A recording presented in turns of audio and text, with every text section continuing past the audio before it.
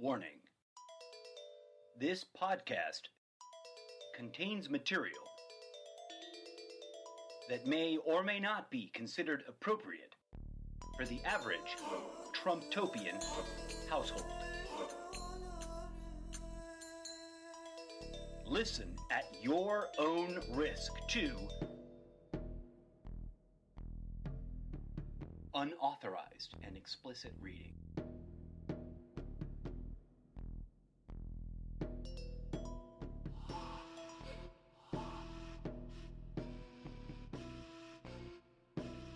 Disclaimer.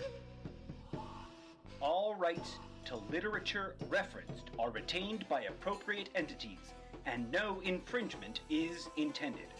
The reading of any and all literary materials referenced herein is done expressly for the altruistic purpose of genuinely facilitating the species-wide pineal gland activating, third eye opening, transcendent spiritual enlightenment of all of humanity. Any and all opinions expressed herein are exclusively those of the imaginary talk show host, the incorrigible Mr. Zeppo. And now, brace yourselves for unauthorized and explicit readings.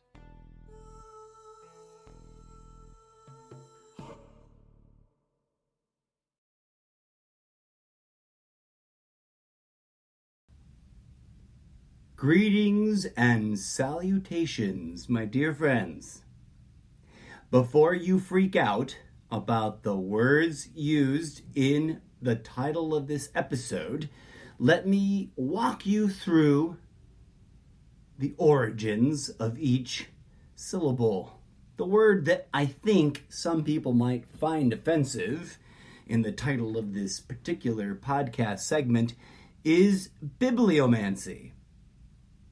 Raise your hands if you already know what bibliomancy means.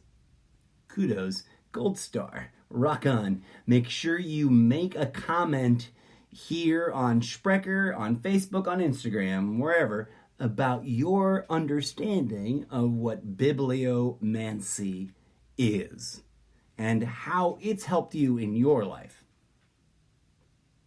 For those who do not know, there is no judgment from me. If other people in my circle judge you, then I will personally tell them to go fuck off and realign their chakras. Because anybody who's into this sort of thing should be hip enough to be way past judging others for not knowing what it is. That's simple, folks. Leave your ego in where it belongs and let it heal, and stop letting it jump up to the surface to judge everybody for not being as cool as you are. Biblio means book or collected words. Mancy means study and or use of. Bibliomancy, the use of books and or words. That's me, that's my personal interpretation. We could argue about how that's close or not close. But I'm going to explain to you a little deeper about what I think it actually means. Like cartomancy, bibliomancy is, or can be, depending on your perspective, an oracle format. What do I mean by that? What format is easy. We all know what format is, right? We know what it represents. It can be as technical as JPEG, GIF, or GIF, depending on which lazy consonant you prefer, or MP3 or MP4, right? Like those are formats. But there's also the broader sense of it beyond the technical, beyond the computational. We're talking about formats or structures of thinking. Formats or structures or shapes or just forms. We just added ats to make it sound different than shape, or form. So, I digress. The way I would like to use books and the words in them for the purposes of understanding the books and the words in them is a mystical one. So in the mystical context or framework, bibliomancy is the random, and random is a key word here, which will make a lot of sense to the probability waveform function informed. If you know what a probability waveform function is, then you'll appreciate why I brought us to this point of using the words random and probability in terms of consulting books and the words in them to know how to use the words in the books.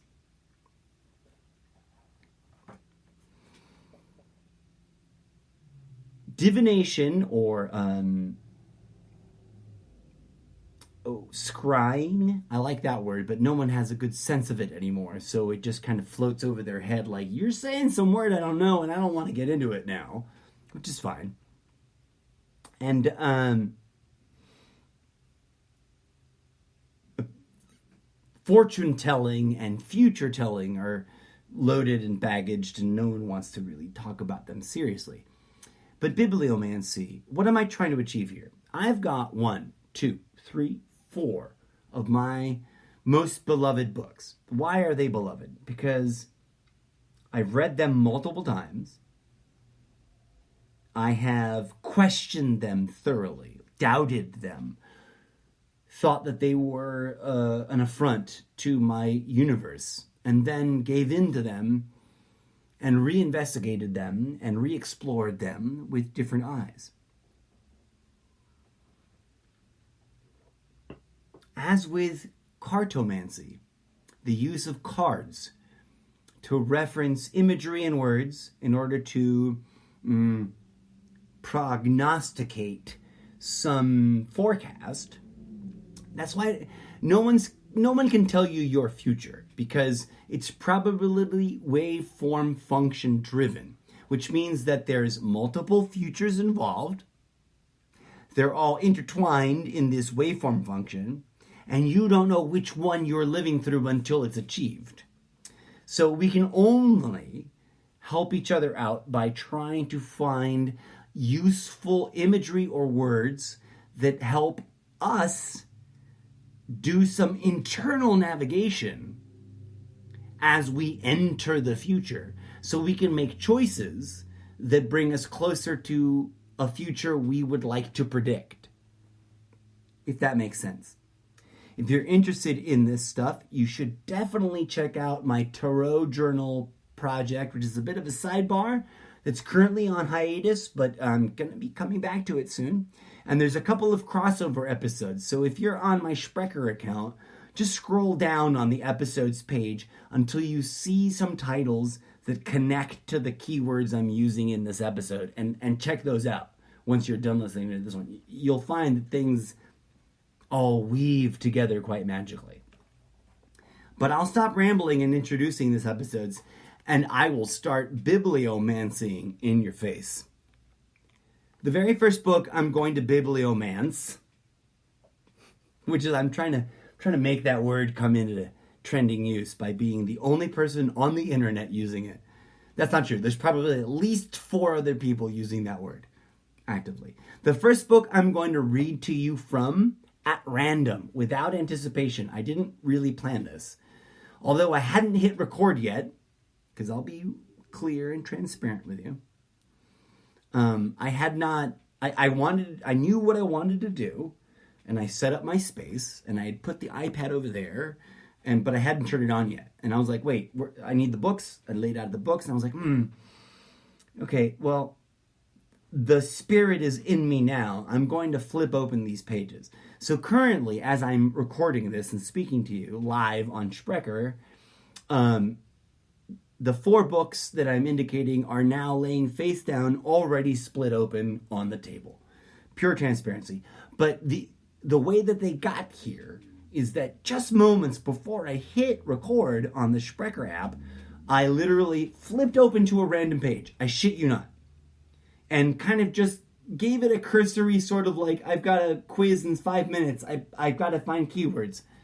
Kind of look. I didn't read very deeply, blah, blah, blah. And then I said, that's the page we got. I put it down. All 4 books. Are you ready? The purpose of this experimental episode of unauthorized and explicit readings is to see if this episode can connect to the episode where I discuss moving systems and how those can be oracle in nature. Let's see if this moving system of random selection provides any insightful and useful, pragmatic, as well as spiritual meaningfulness for myself and for you, dear listeners, and for someone listening in the future. I'm going to take a moment because that buzz was serious. That's my phone. It's buzzing. I'm no longer recording on my phone. I'm recording this episode now I'm broadcasting this episode live on my iPad, which a non-commercial, genuine, personal endorsement. If you kind of always wanted to have an iPad, but you haven't indulged yet, you missed the window of opportunity, especially if you're already a Sprint subscriber, because Sprint had a great sweetheart deal on iPads. But again, no one's paying me to talk to you about that. I'm just sharing that from real life experience. My point is they're worth it. iPads, just a 6th gen iPad alone, or the latest number iPad Pro, you could probably put away whatever computer you're using already and live your entire life on that iPad Pro. I mean, especially the iPad Pro because of the screen size. It's as big as any laptop has ever been, I think, almost, if not quite. I digress. The books. I was going to introduce you to the books, while I was also going to tangentially sidebar and double check that this wasn't some urgent message. No, okay, cool. Just Facebook is buzzing me for buzzing's sake. As we're about to go into a deep dive, I'm going to make sure that my alerts are on silent. Oh, no, wait. I got to put on no disturb. No, forgive me for the awkward sidebar casualness of this. It's live. You guys are listening. Great. I don't remember at this point where my do not disturb thing is on my phone apps, in my phone system. Sound? Is it sound? Ring with vibration. No, turn that off. Flash alert. Do not disturb. There it is. Okay. I just want to turn this on for now as we do this show so that it won't bleep through. Because I'm going to do a lot of reading right now because I got 4 books that have radically influenced and transformed my life that I want to share with you. And I just ask, as I did this, by the way, I kind of used it as an informal bibliomantic ritual. I asked Divine Mother and Divine Father to guide my hands to the best pages, that these words should make sense to y'all. Together, in some way, in here, the following pages I'm going to read should have some pattern that is meaningful to you. Why? Not because I'm special, but because Mother Earth and Father Kronos, those are my favorite pairings. There's a bunch of different variants on which mother is mother and which father is father, but I like Mother Earth and Father Time. I asked them to guide my fingers. Let your fingers do the walking. Old school Yellow Pages commercial for those who do not know. Okay, here we go. Let me read off the titles of the books in no particular order. And you all are familiar with this because there are already many readings from them in this segment. Karen Armstrong's A History of God. I can I want to share with you the subtitle, The 4,000-Year Quest of Judaism, Christianity, and Islam. Right? It's a New York Times bestseller, and if you think the New York Times is an evil, fake news, blah, blah, blah, blah, blah, blah, blah, then okay, fine. Doesn't mean anything. But for those of you who can respect the New York Times, as I do, because I don't think that they're altruistically perfect, and I do not think that they are absolutely corrupt. Like all human institutions, it is an unknown variable of a mixture of all those things. So I digress. The New York Times bestseller, A History of God, The 4,000-Year Quest of Judaism, Christianity, and Islam by Karen Armstrong. If you do not own a copy of this and all these other books, get one soon. If I was already a millionaire, I would include that as a gift to you for listening to my podcast. But I can't afford that. So I'm going to trust that you will be interested enough that you're going to go get these books for yourself. Because that's what we influencers do, right? I'm an influencer because 17 people are downloading my podcast 1.5 times a day. It's great. Okay, I digress. So that's one book. It's not even the first book I'm going to read from. It's just one book. I wanted you to know that it's important to me. It's actually a beautiful book. Important people have described it as the most fascinating and learned study of the biggest wild goose chase in history, the quest for God. Karen Armstrong is a genius. That is according to A.N. Wilson, author of Jesus, a Life.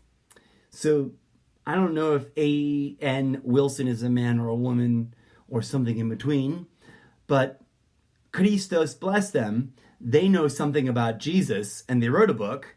Then they read this book and said, this lady's a genius, read this book. So for those of you who like Jesus, pretty good endorsement for this book, right? Okay, I'm not paid to say this. I'm reading this to you because I believe every syllable of every word.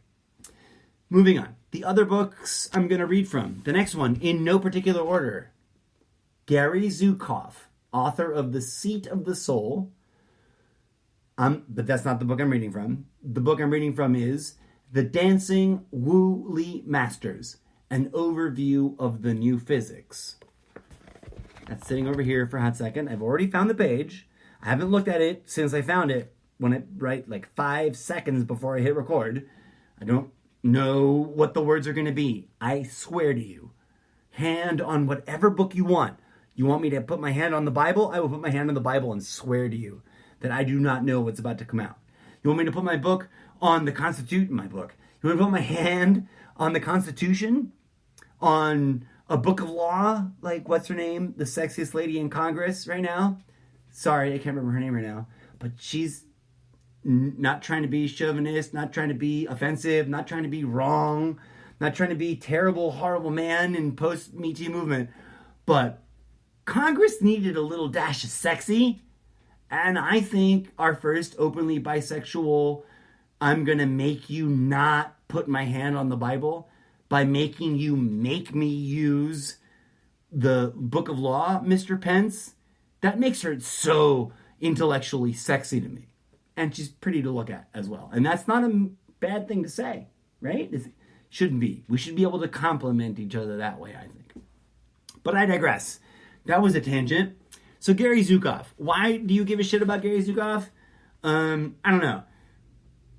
But according to Christopher Lement Haupt of the New York Times, on the back of Gary Zukav's book, which I agree with, the words I'm about to read, I agree with, the most exciting and intellectual adventure I've been on since I read Robert Prissig's Zen and the Art of the Motorcycle Maintenance.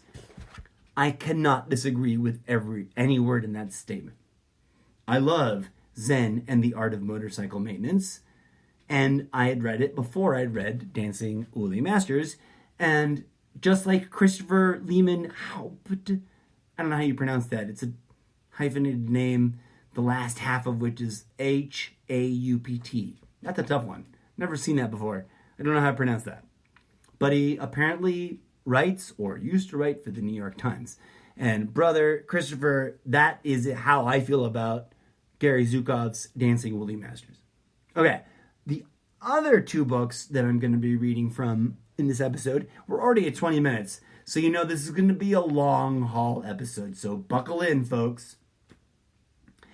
Alan Watts' The Way of Zen. My number one most recommended book to anybody everywhere, anywhere, at any time. People tell me, oh, I need to read a book. I'm going on vacation. Oh my God, I'm in the dentist. Someone send me an ebook to read. But Alan Watts' The Way of Zen.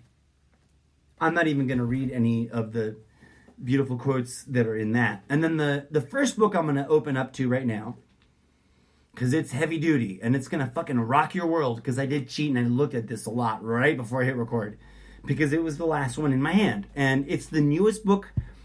And I have many books in my collection because I believe in a well-stocked library. If that's nerdy, if that's nerdy, I'll own it. I was a nerd before most of you were born. So, whatevs, man. Anyways, some nerd pride rage right there, some pride rage of nerdiness. This book was really, I've had this book for like a year now, but it's relatively new to my collection, and it's one of the most profound ones because I do believe it helps to connect all the other books together. Call me crazy, but I think there is no accident. I think all things happen for a reason, and I have these weird influences in my life, and I'm supposed to help other people connect to the same ideas and find their own path to them. Here we go. The first book, the last one to be introduced, the first book I'm going to randomly open to a page I already randomly opened to. I'm actually excited to read this one because I did, like I said, I cheated a little and read this one before hitting record on the Sprecher app. But here we go. The author is Lars Muhl. That's L-A-R-S-M-U-H-L. It's a wonky name. I wanted to spell it in case you wanted to know how to find him and you didn't know how the fuck to spell it. So there you go. Lars Muhl. The book is called The Law of Light. The subtitle is The Secret Teachings of Jesus. It's a beautiful book. And although for absolute transparency, I'm on page 99, which is about almost exactly halfway through the book. This book is so intense. This book is so powerful. This book is so deep. That's the progress I've made in, I think, over a year of owning it. Because I know I had this book last New Year's. So I had to have gotten it right before. Here we go. Page 98.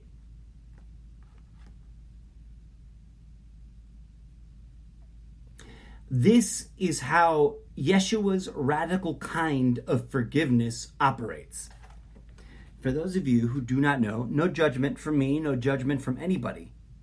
Yeshua is Jesus. Okay? There's a lot of Christians who would not recognize Yeshua or some of the other variants of our Lord and Savior's name in some of the more original languages in which his name was preserved. Jesus is a very, very late invention to make it easy and palatable to Western tongue. I digress. Here we go. This is the hardcore shit. This is how Yeshua's radical kind of forgiveness operates. Quote, and in this book, when there's a quote, it's a quote from the pre-Council of Nicaea original biblical texts. We're not talking King James. We're not talking NIV. We're not talking international. We're talking original language texts that Lars Muhl translated. So when there's a quote in this, He's quoting from those papyrus originals in his own translation, according to the best of my understanding from reading his book. Quote, love thy neighbor as thine own napsha. Okay, we have to stop right here because 99.999% of Christians out there will not know the word napsha. Neither will most Catholics, neither will most anybody else. Napsha. It's an ancient Aramaic word that means your higher soul, the higher self, the yin to the yang, the transcendental light that connects you to unity. And I say this with authority and not speculation. I spent 30 years of my life getting to this point to share this podcast with you. I'm not pulling this out of thin air. Love thy neighbor as thine own soul. To put it in terms that aren't quite as intimidating to Christians who might be listening. Let me say that again. Love thy neighbor as if they were your own soul. Says Yeshua, says Jesus Christ. To love your own napsha, to love your own soul, means to know yourself. To know yourself. To know your strengths and weaknesses and to be able to take responsibility for yourself at all levels. As continuing on in his book, Mr. Mull says, as has already been said, there is only one way to understand forgiveness, practice it from the heart. Forgiveness means unconditionally to give up every kind of prejudice and judgment. I'm going to read that again. Forgiveness means unconditionally to give up every kind of prejudice and judgment. However, that does not mean that one gives up the ability to discern. If you don't know the difference between those two words, there's a really great book called Dictionary, but I'll give you a really quick, cheat sheet on those two words. When you're busy judging somebody, you get angry and anxious and you want to insult them. When you're busy discerning between what everyone is saying, you ain't wasting time getting angry and vicious and vile and spewing insults. You don't waste time with hate speech. You don't waste time telling someone else that they're an idiot. You don't waste time putting someone down and pissing in their face. You know why? Because you're busy with the wisdom of discernment. And that's a whole nother process. And that takes you to a whole nother level. In my humble opinion. That was me adding to my commentary about that. I think the powerful thing here, as those of you who've been listening along for the last year and a half, almost 2 years now, you know that I'm about forgiveness. Why? Each and every one of us is traumatized. Each and every one of us has caused trauma. There's no getting around that. Pull the beam out of your own eye before you help your brother with the sty in his. Not to say that I've achieved that. I'm not perfect. No one here is. If we were perfect, if anyone was perfect, if anyone out there claiming to be awakened was actually awakened, they couldn't type on the keyboard to post "I'm awakened" on Facebook because they'd be busy being somewhere else. But I digress. That's nothing to be depressed about because that's what we're here to achieve. The game is to not get caught up in the ego traps. And the solution to the ego traps, here's where we come full circle, friends. The solution to the ego traps is love thy neighbor as thine own higher self and soul. To paraphrase the beloved Lars Moll, I do find this book to be one of the most beloved books I've ever had the pleasure of reading and owning, and I will continue to own it and read it that way. I'm going to randomly jump to another one. Karen Armstrong. Where did I want to land in on this? Oh, okay. So Jesus did what he did. This is great. I've already got a whole transition. But because it is the end of the day, and because I'm a cannabis Christian mystic, I don't like the word Christian anymore. I used to call myself a Catholic mystic because I was still trying to stay inside the Catholic paradigm.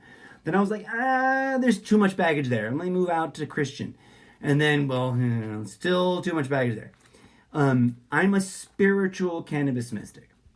I believe we're supposed to engage with cannabis entheogenic in order to fully activate our mystic energies and abilities and be clear and purged and ready to receive mystic understanding and wisdom.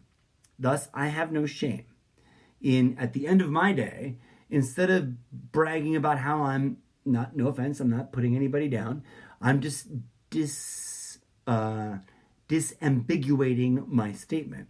It's beautiful and lovely when someone can say that they're chilling with a glass of wine and cuddling with their cat and watching their favorite thing on Netflix, right? We all love and cheers and applaud that. They deserve that self-care.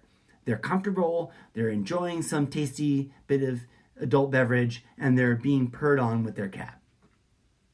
Pragmatically speaking, nothing wrong with that. Esoterically, spiritually speaking, nothing wrong with that.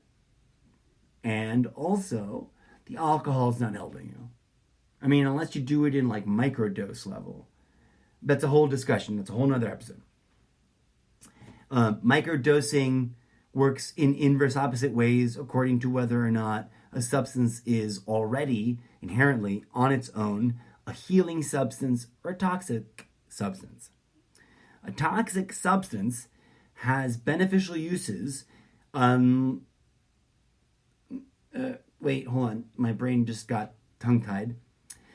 A toxic substance like alcohol does and manifestly can and should be used for its beneficial usages, but it must be acknowledged that must be used in sort of more of a micro dose range.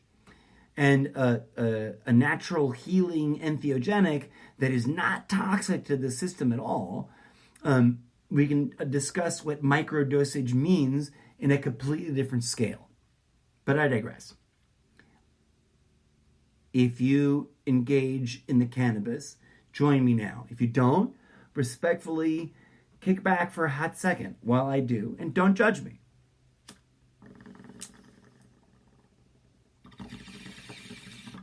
By the way, if you've never listened to my Cannabis Talk episode, here's the moment where I shamelessly plug that. It's one of the many segments of my podcast, Cannabis Talk. If you're down with cannabis and you wandered into this and you didn't know it was interconnected, go check that episode out.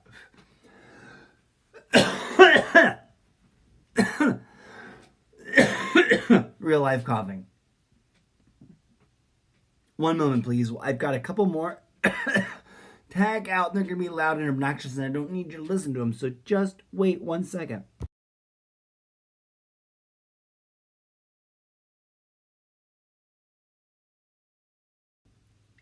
Okay, I'm back. Wish I had some cool interstitial music to play there, but I didn't. Here we go. Karen Armstrong's randomly selected passage.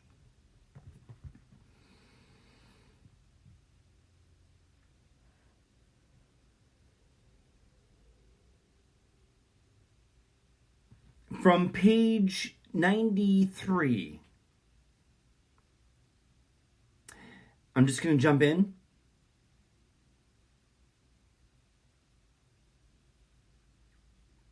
Moreover, Christians would have found it hard to list their, quote, beliefs and may not have been conscious of evolving a distinctive system of thought. She's discussing a particular episode in Christian history that most Christians have no idea about. You see, many other religions existed before Jesus came and said what he had to say. And then people shared that. It became a spiritual practice. And according to many theories that I'm synthesizing together, arguably a spiritual movement was born, which is nothing like what we know Christianity today. It developed for a while, arguably a decade or 3 or 4, and then it started to become an organized grassroots sort of movement and was consolidating its political identity, and thus the political infrastructure of the time decided this has grown enough, we need to hijack it or destroy it. So, how could, I return to her words, and I'll start a little bit earlier in the page. How could the Christians explain their faith to the pagan world, question mark? It seemed to fall between two stools, comma, appearing to be neither a religion, because it wasn't at the time. Jesus did not teach Christianity.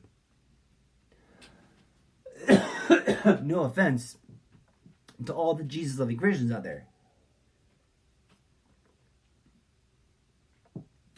But there was no such thing as Christianity when Jesus taught what he had to teach. Okay. I might have to take a break here to do some soothing therapy work on my voice so I can continue with the other readings. But I'm going to try to bash through this section. Appearing neither to be a religion, which, I interject, it was not, in the Roman sense, especially wasn't in the Roman sense, not at the time.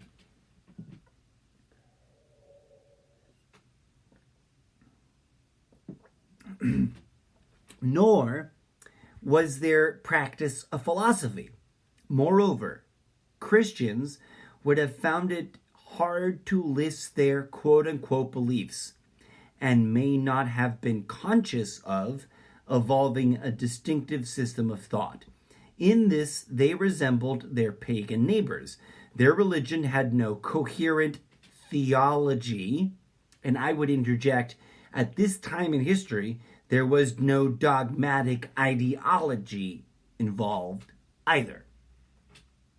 I continue with Karen Armstrong's words. But could more accurately be described as a carefully cultivated attitude of commitment. Full stop. Let me repeat that sentence.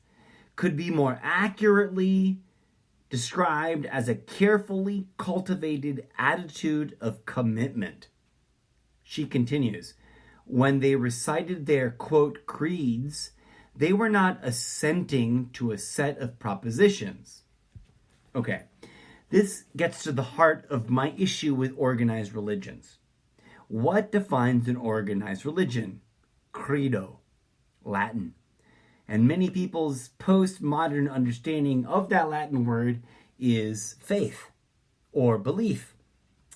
That, I'm going to tell you right now, is erroneous. Not because I say so, not just because Karen Armstrong says so, but because it is so. And you can find out for yourself, as I like to remind everyone all the time in all my episodes. This is not about accepting what I say as fact. This is about investigating the ideas I share with you, questioning them deeply for yourself, and then going out to alternate sources to find material to compare it to, etc., until you find what makes the most sense for yourself, including, hopefully, some inner access to that deeper wisdom. But I digress. Back to Karen Armstrong's words.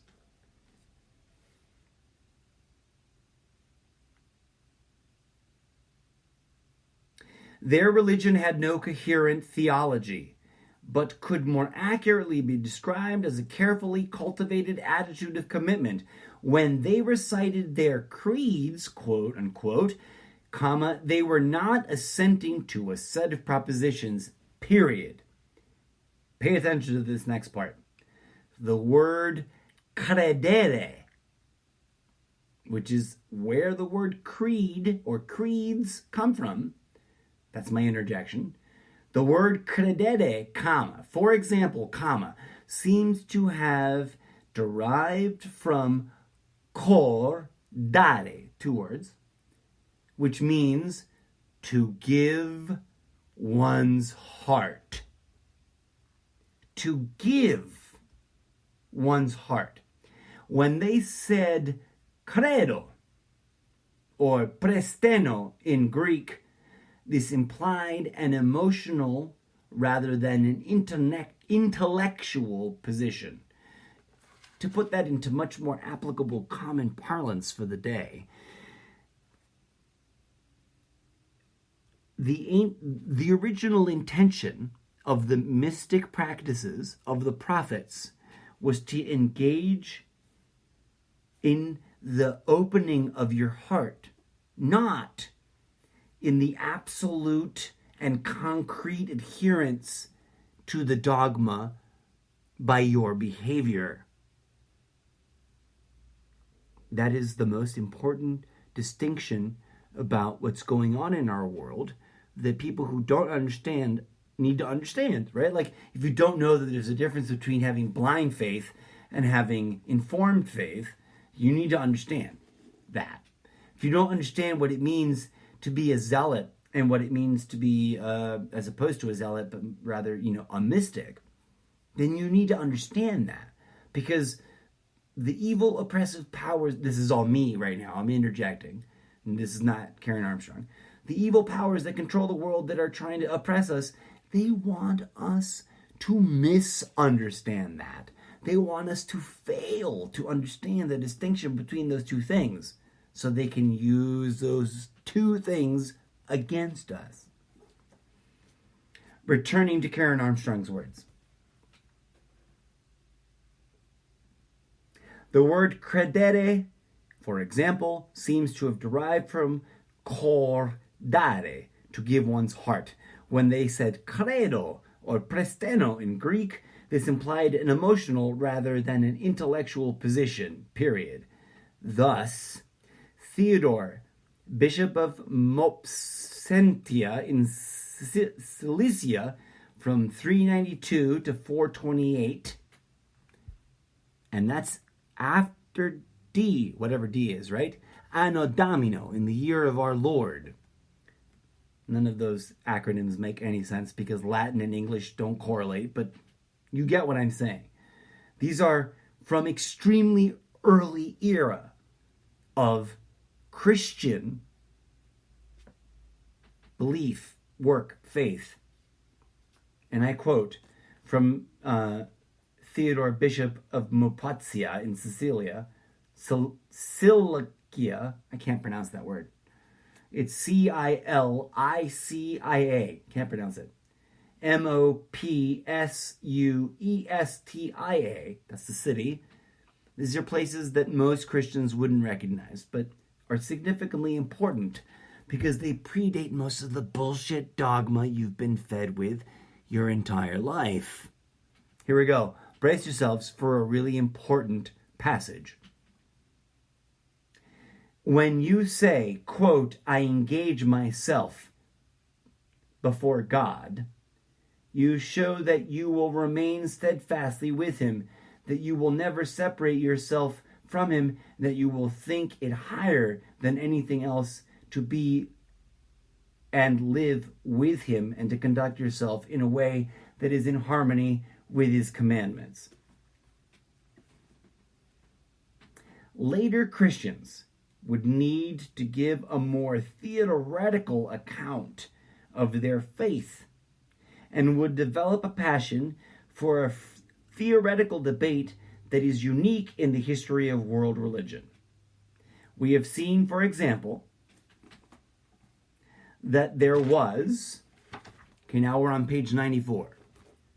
no official orthodoxy in Judaism, but that ideas about God were essentially private matters.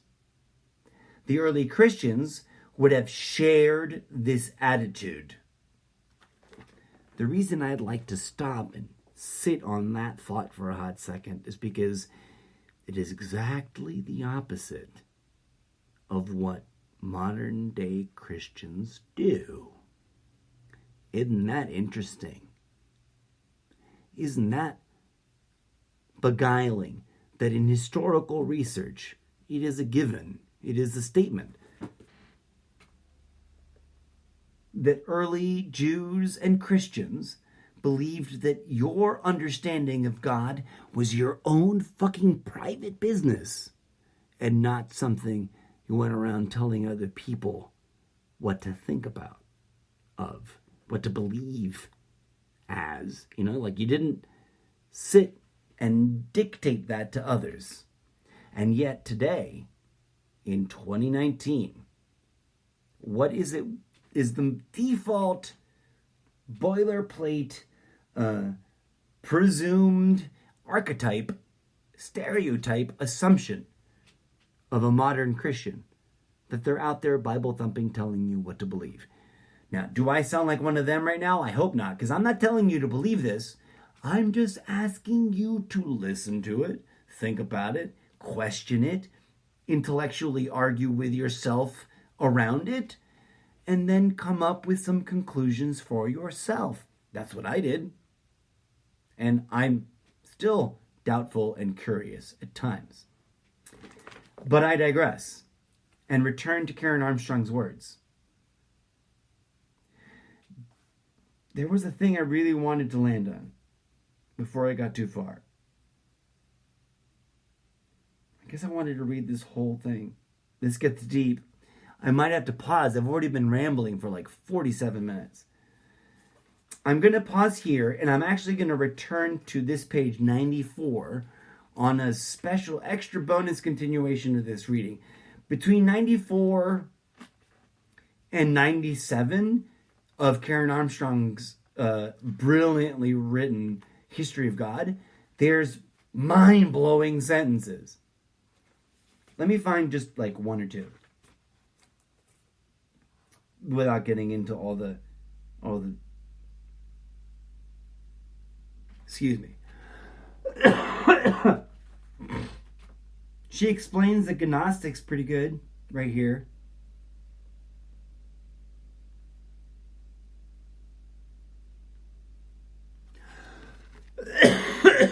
Okay. Sorry for the coughing. I promise to edit that out eventually. So for those of you listening live, oh, no one's listening live. Great. I'll have a time to edit that out. For those of you listening in the next few days before I've had the chance to edit that out, I apologize. I'm still recovering from a horrible flu cold. Oh, right here, just moments away from where I was, they get into logos. Like, that's one of the most important keywords in all of the, mystic universe that no one understands. Even people who describe themselves as shamans and mystics, to me, no offense, I'm not judging them here. I'm not trying to call anybody out.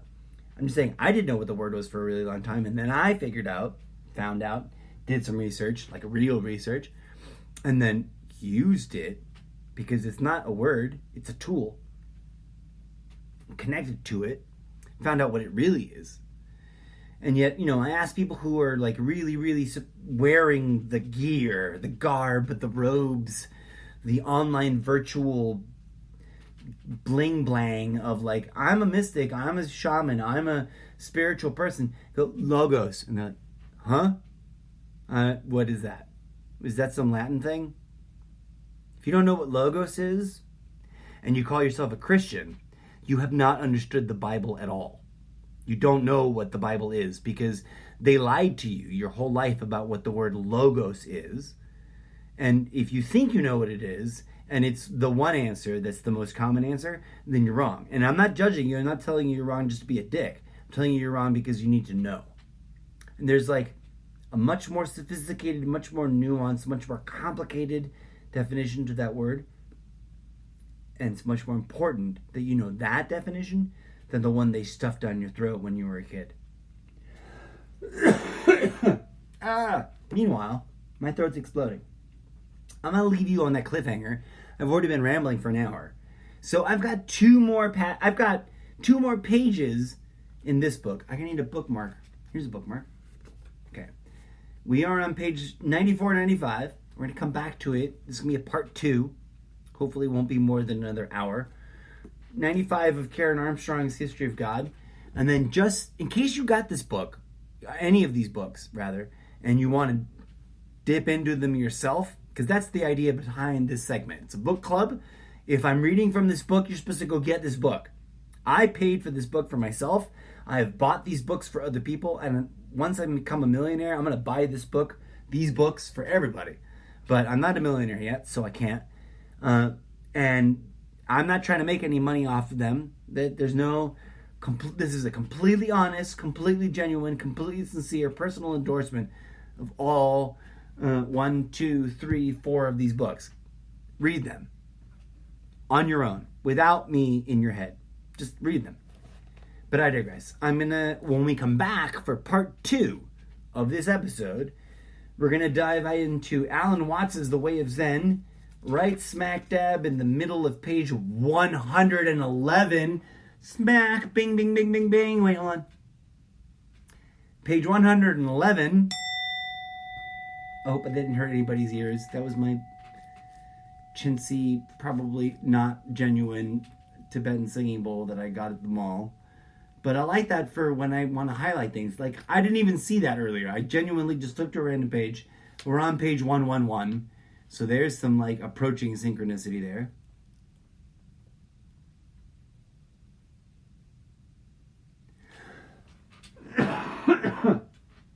Excuse me for coughing and making lots of awkward noises. Okay, I'll give you the mysterious koan in the middle of this page. If you don't know what a koan is, welcome to Zen. That, I think, qualifies what I just said itself as a koan. I don't know. Authoritative figures higher ranked than myself will tell me whether or not that's true when my podcast is famous. By the way, on page 110, there's a beautiful lithograph reproduction of Habuku Landscape by Seshu from 1420. Oh, no, Seshu lived from 1420 to 1506. And it's in the Tokyo Museum. It's a beautiful, minimalist Japanese ink pen drawing, and it's gorgeous. Because this happens to be the page, I guess maybe this is why my fingers found it. Right in the middle of the book, there's a couple of pages of reproductions of art, and this is the very next page. I'm going to read you the koan from the middle of the page as a cliffhanger teaser to the part 2 of this already way too long episode. Excuse me.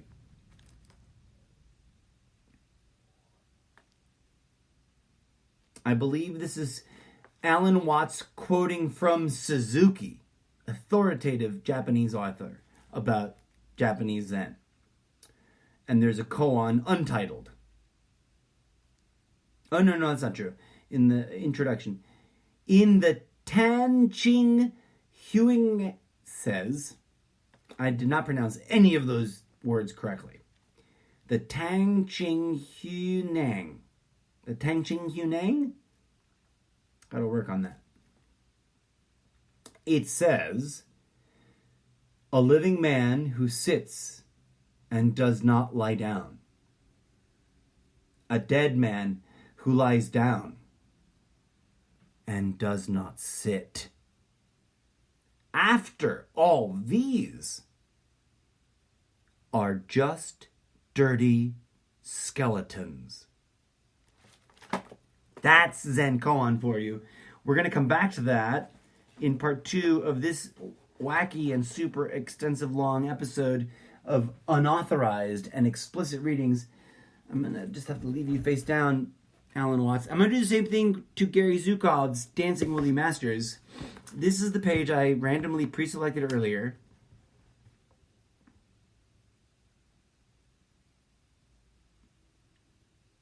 And I'm going to let my eyes just sort of fall on it.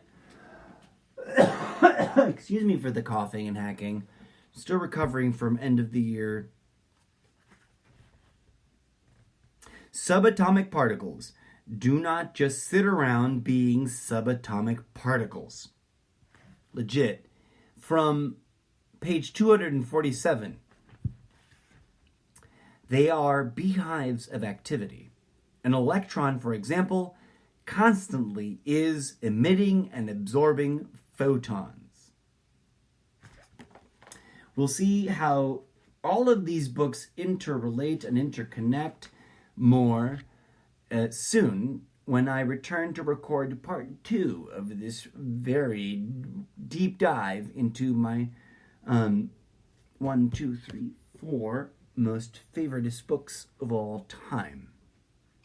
Thank you, as always, for tuning in and listening. And by the way, if you haven't caught it, it's my birthday month, and the only thing I want for my birthday, and I pray humbly now, Om Shanti Metta Shanti Om Namaste, to anyone and everyone listening, the only thing I want for my birthday is for you to genuinely feel inspired to help me reach a broader audience by sharing the link to my show. And I don't give a fuck whether you've listened to the show yet or not. I mean, you're here now, so you've listened to this episode. I don't care if you listened to the whole show or not. If you only listen to this episode and one other or two other episodes, whatever. If you're here in this moment with me now and you're like, okay, what the fuck? It's my birthday month. And you just had your mind blown a little bit, hopefully. And I just want you to send the link to my show to 3 people. Someone you think will hate the show. Someone you think will be ambivalent to the show but might find something in there interesting. And someone you think will love the show. That's it. That's all I ask for my birthday. Thanks for tuning in, my friends. As always, may peace, love, and grooviness blossom in your heart. Sorry my throat box did not have the energy to get through all of the readings, but thank you for enduring the 57 minutes and 19 seconds of rambling I've already engaged you in. Please tune in to part 2 of this episode of Unauthorized and Explicit Readings, where I deep delve into the remaining pages.